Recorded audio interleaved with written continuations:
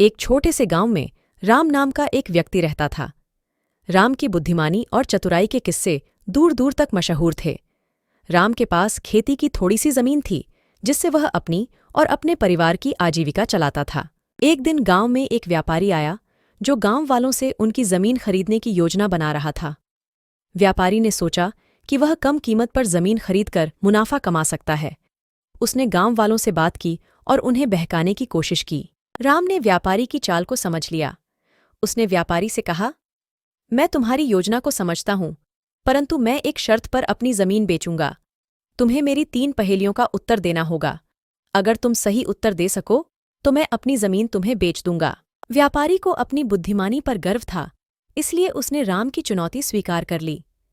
राम ने अपनी पहली पहेली पूछी, वह क्या है जो बिना आवाज किए चलता है परंतु सभी को सुनाई देता है? व्यापारी सोच में पड़ गया, परंतु कुछ देर बाद उसने उत्तर दिया, हवा। राम ने मुस्कुराते हुए कहा, सही उत्तर। अब मेरी दूसरी पहेली सुनो।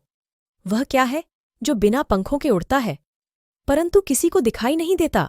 व्यापारी ने फिर से सोचना शुरू किया और कुछ समय बाद कहा, विचार। राम ने उसकी चतुराई की प्रशंसा की और फिर आखिरी पहेली पूछी, वह क्या है जो जितना अधिक होता है उतना ही कम दिखाई देता है? व्यापारी बहुत समय तक सोचता रहा, परंतु उसे उत्तर नहीं सूझा।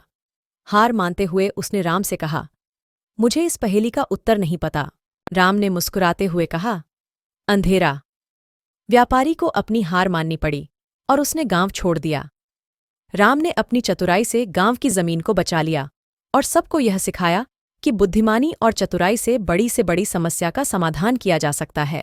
इस प्रकार राम ने अपनी चतुराई और बुद्धिमानी से न केवल अपनी बल्कि पूरे गांव की भलाई की और सबके दिलों में एक मिसाल कायम की। अगर आपको ये कहानी पसंद आई हो तो कृपया लाइक करें, कमेंट करें और हमारे चैनल को सब्सक्राइब करना न भूलें, ताकि आपको ऐसी और भी प्रेरणादायक कहानियां मिलती रहें। धन्यवाद।